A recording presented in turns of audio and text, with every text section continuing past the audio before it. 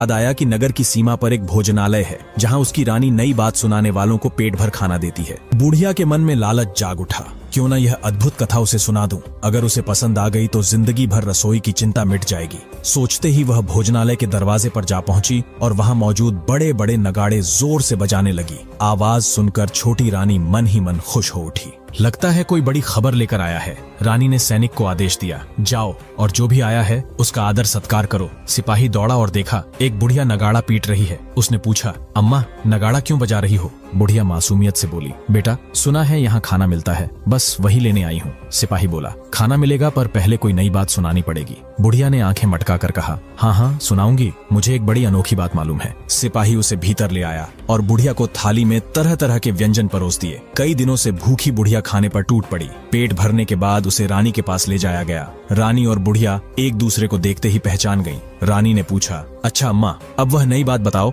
जो तुमने देखी है। बुढ़िया संकोच कर बोली, नई बात? अरे मैंने तो कुछ देखा ही नहीं, बस पेट में चूहे कूद रहे थे, इसलिए नगाड़ा बजाकर यहाँ चली आई। रानी हंसते हुए बोली, घबराओ मत अम्मा, मैं किसी से तुम्हारा नाम नहीं कहूंगी। रानी के आश्वासन पर बुढ़िया का मन पिघल गया और फिर उसने वह सब कुछ कह सुनाया। बुढ़िया की बातें सुनकर रानी का मन आशा से भर गया। उसे यकीन हो गया कि वही उसका पति है। वह तुरंत बोली, अम्मा मुझे अभी उसी जगह ले चलो। बुढ़िया घबराकर बोली, नहीं बेटी, वह पाताल लोक है, अगर किसी ने तुम्हें देख लिया तो जान का खतरा हो सकता है। लेकिन रानी का हठ अड़िग था, नहीं अम्मा मैं वहीं जाऊंगी। आखिरकार बुढ़िया मान गई। अगले दिन दोपहर को रानी बुढ़िया के साथ उस मैदान पर पहुंची।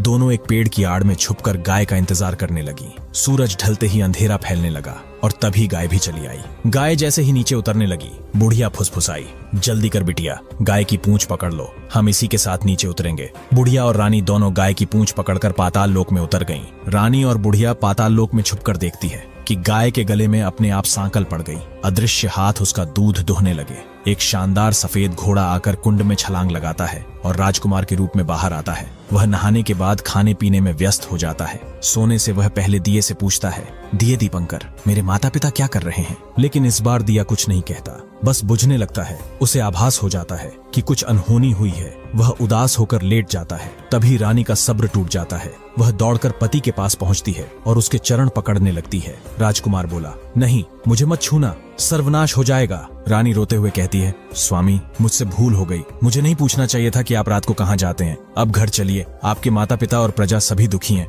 रानी जमीन पर सिर पटककर विलाप करने लगी। राजकुमार का मन पिघल गया। अगर मुझे पाना चाहती हो तो एक बेहद दुर्लभ कार्य तुम्हें अकेले करना पड़ेगा। रानी दृढ़ स्वर में बोली, कहिए स्वामी, चाहे जितना कठिन हो मैं करूंगी। राजकुमार ने कहा, तुम्हें 7 जंगल पार करने होंगे। 7वें जंगल में एक विशाल पीपल का पेड़ है। वहां मौजूद कांटे